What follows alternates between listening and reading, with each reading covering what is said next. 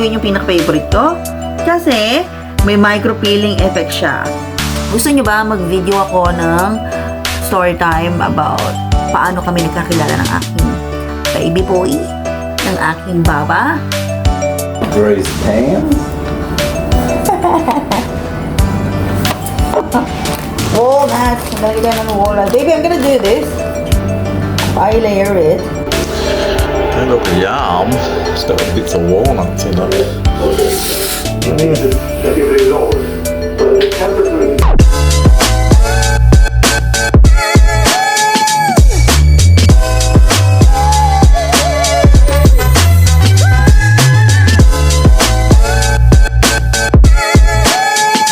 Hey, what's up with you all?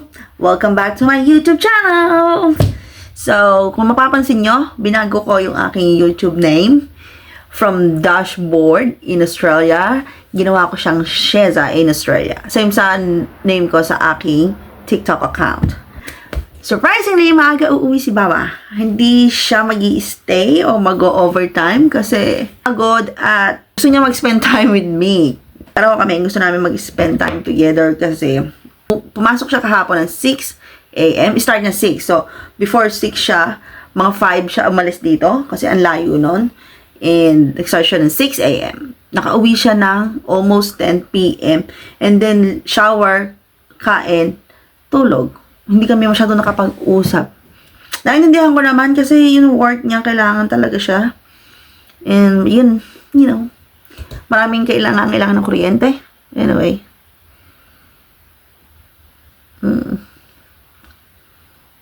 Kailangan ka na ito. Hindi ka nakagana ito.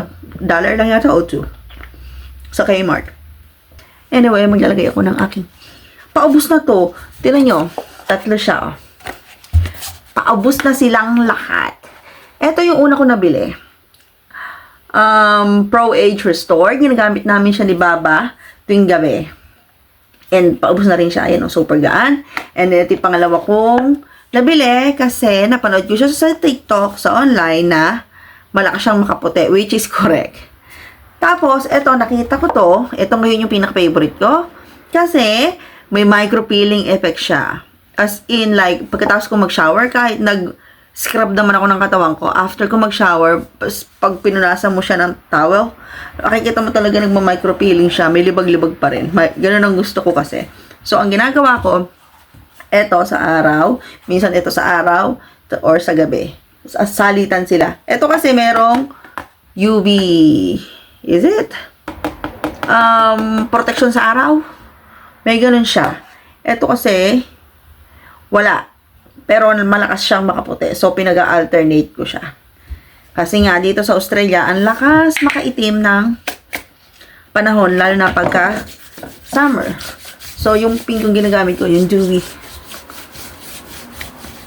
Yung ginagamit ko. Sumisilip ako sa bintana. Tingnan ko kung andyan na yung anak ng aking partner. O well, makaka-receive naman ako ng notification pag andito na siya. Kasi meron kaming application na nalolocate kung nasan kami. Bawat isa sa amin.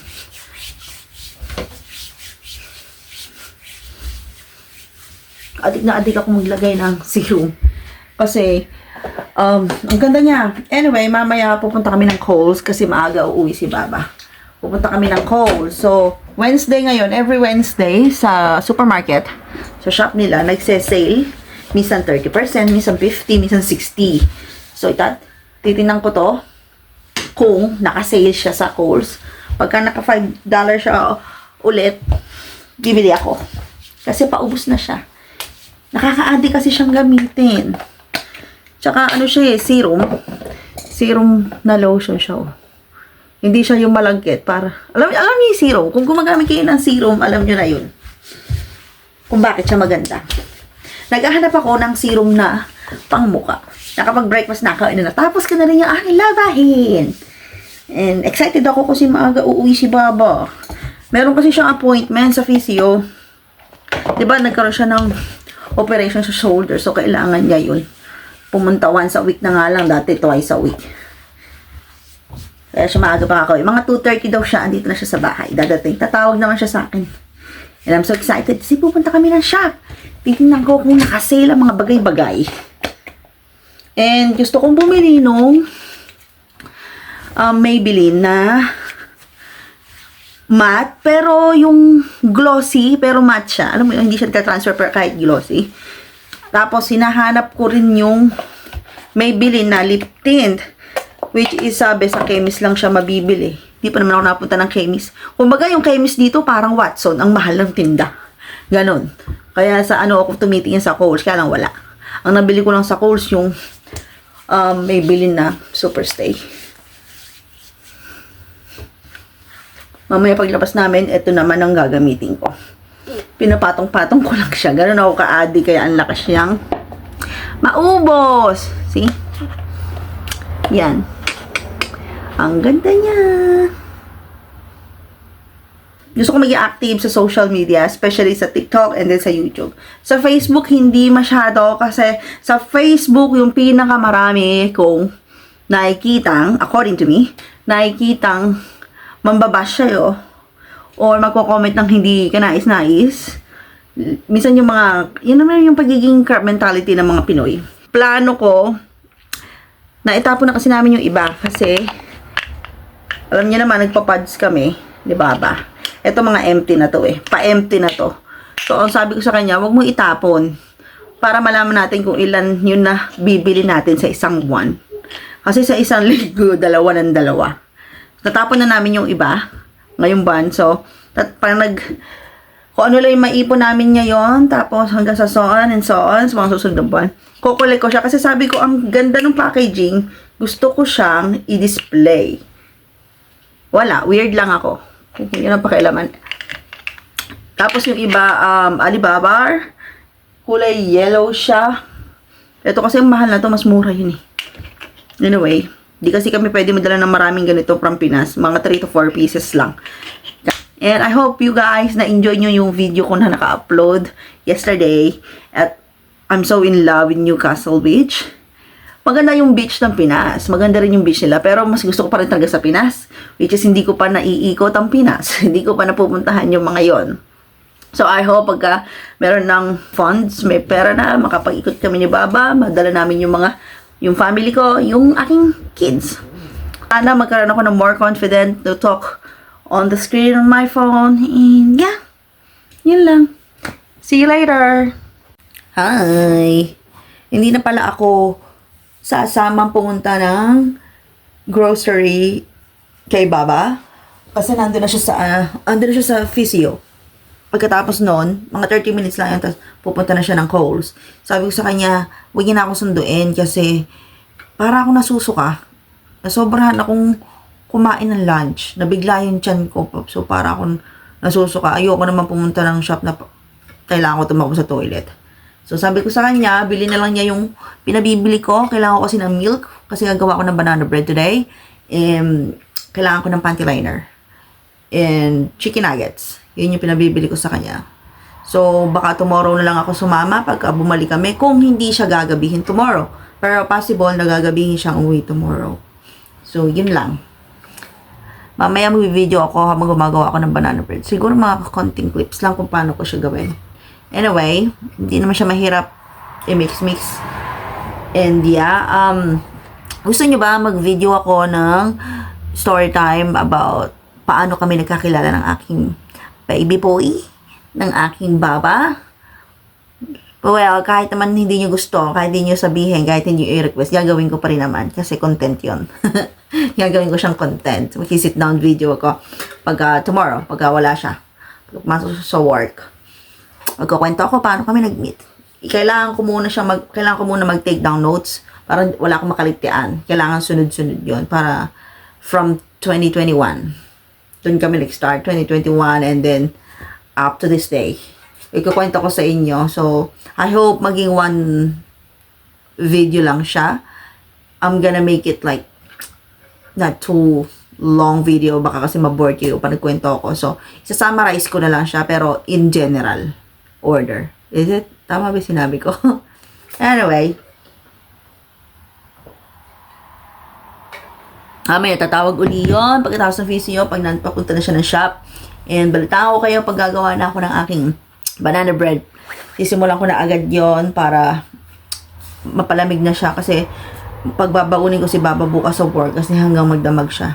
So, yun lang. Update lang ako and mag-start na ako mag-take down notes tungkol so how I met my Australian partner. Just in case interesado kayo o kahit hindi kayo interesado akong ikwento. So, yun lang. Banana bread. I did the right thing.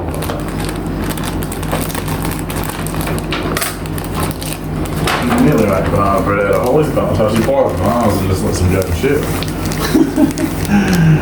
That's not good. You know how to do that? Preheat the oven. I'd preheat Yeah, it. thank you, my love. Degrees. So, 2 eggs and What degrees? 180. Preheat, so we're fan force, so 160. Okay. So, 2 eggs, 125 grams vegetable. Titiba natin. Oh, this is not showing. Try that. 0 and then 125.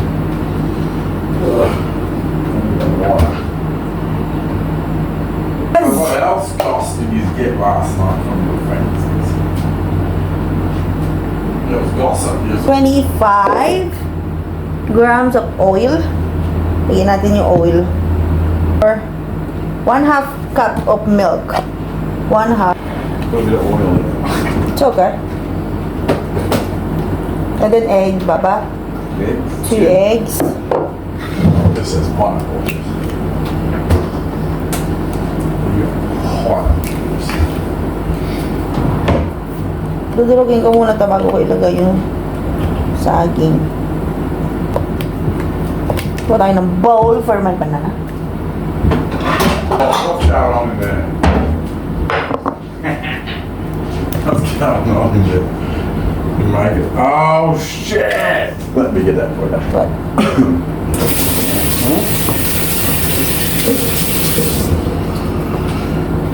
The house is clean, Bubba. You done good. I'll try my best. You know you done good. Your breakfast is good. It's very good. Because I maintain it like every day. I make it like my routine. I want to get on there and grab everything. Oh, yeah. But I just, It haven't opened for 2 days. I just Please. Once you get home. along with the human. You think they get along? No, it must be. At all? Nah. Yeah, it's okay. Di pa siya masyadong pabulok eh. Yeah, and this one too. Walnuts. Talagay kami ng walnut. Good. Two large bananas. 125 grams of it. Half cup of milk there. Should be all good. Not all dry. You can put a bit more milk in it if you want. Yeah. Wait a sec. We're just going to do this. I did message her. You did? Did she respond? Yeah. Woohoo! Banana bread! 1 greased pan. Yeah. Okay. I did some video editing today. Oh, what? I did, and I know yesterday, and then I uploaded, and then I did some video today. Oh, sorry. Is it? Can you wipe it? Huh? Wait, what? Oh, yeah, let me get it for you. What about, do you like greased pans?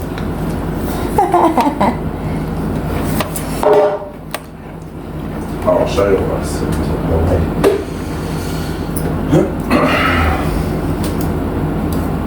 And she goes, peace out, a lol. Then I said, what about my Christmas photo? No comment with the startled emoji. Yeah. And she says, I love it. Hugh Grant loves it too. Walnuts. Nalagyan ng walnut. Baby, I'm gonna do this. I layer it. Well, you do what you're the baker. It's like Filipino banana bread. I don't know. Banana bread is banana bread. Well, hopefully they're not too big and the holes together. I'm not sure if I crushed them up enough. But It's okay. see what happens. It looks a bit better mixture with a bit more milk in it, hey? Yeah. Maraming walnut.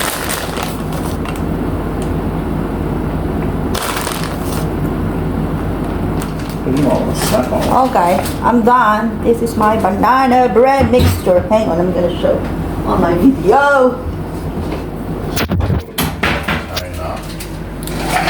That's how I have it. That's banana bread.